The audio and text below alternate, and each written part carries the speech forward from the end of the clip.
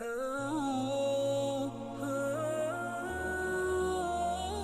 اللہ الرحمن الرحیم۔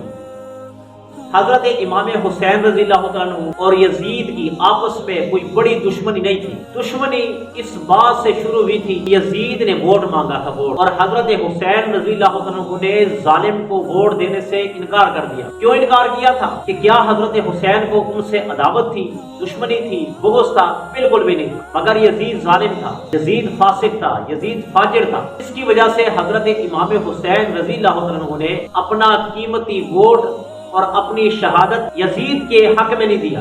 آج جو لوگ فاسق، فاجر، گنہگار، شرابی، زانی کو ووٹ دیں گے، یاد رکھنا کہ اس کی زانی ہونے کی حمایت کرتے ہیں، اس کی شرابی ہونے کی حمایت کرتے ہیں۔ اگر اس کے ووٹ سے وہ وزیر اعظم بن گیا، اگر اس کے ووٹ سے اگر وہ وزیر اعلیٰ پنجاب بن گیا، اگر اس کے ووٹ سے وہ اسمبلی کا ممبر بن گیا، تو یاد رکھنا جو یہ گناہ کرتا جائے گا، اس میں ووٹر بالکل بھی ملوث ہو۔ کیوں ملوث ہوگا؟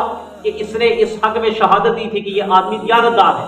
ووٹ اور شہادت اس کے حق میں جاتی ہے کہ جو دیانتدار ہو، لہذا ووٹ ڈالنے سے پہلے یہ سوچئے گا کہ آیا یہ دیانتدار ہے یا نہیں ہے، یہ شرابی ہے یا نہیں ہے، یہ زانی ہے یا نہیں ہے، یہ ملک کو نقصان پہنچانے والا ہے یا نہیں ہے، یا یہ اسلام کا محافظ اور پہرے دار ہے یا نہیں ہے۔ اگر یہ 4-5 نشانیاں اگر یہ ہے تو پھر اپنا ووٹ قطعاً ضائع مت کیجیے گا۔ آپ اس ووٹ ڈالنے کے حق میں کل جہنم کا ایندھن بن سکتے ہیں۔